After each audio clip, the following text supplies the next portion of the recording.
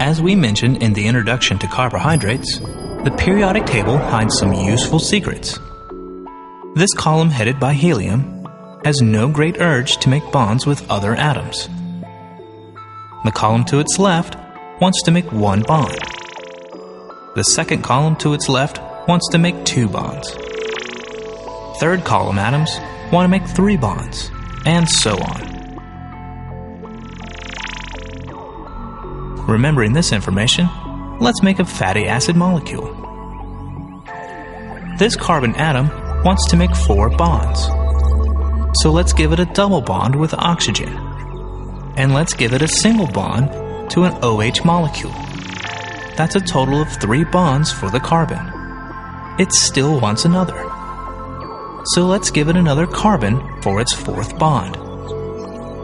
But now we have the need for 3 more bonds for the new carbon. Let's give it 2 hydrogens and another carbon. Now this new carbon needs 3 more bonds. So we give it 2 hydrogens and another carbon. We could keep going, making a chain of carbons, with each carbon having 2 side bonds to hydrogen. But let's end it by adding 3 hydrogen atoms, like this. This molecule is a molecule of butyric acid. It is the shortest chain fatty acid, containing only 4 carbon atoms. Here is another fatty acid. It is a molecule of stearic acid. It contains 18 carbon atoms. Notice that all the middle carbons in the chain contain bonds to 2 hydrogen atoms. This configuration contains the maximum number of hydrogen atoms possible. So this molecule is termed saturated, as in saturated fat.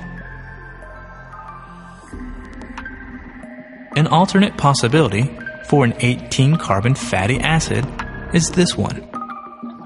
It is a molecule of oleic acid.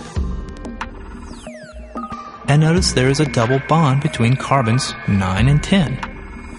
So each of those carbons have only 1 bond available for the side hydrogen. Since there's a possibility to add hydrogens to this configuration, we say that it is unsaturated. And since there is only 1 carbon double bond, we say that it is monounsaturated. If there were 2 or more, we would say that it is polyunsaturated. Also notice that the carbon double bond causes a kink in the carbon chain. All naturally occurring fatty acids with a double bond have a kink in their shape at the location of the double bond. But it is possible to manufacture fatty acids that are transformed in shape to do away with that kink. These trans fats are more stable, so food manufacturers prefer them. But without the kink, they physically pack together easily and tend to clog arteries as a result. Adding hydrogen to replace carbon double bonds is called hydrogenation.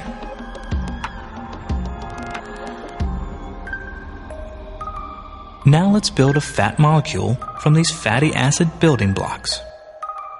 We begin with a molecule of glycerol, which will form the backbone of the molecule and hold the fatty acids in place.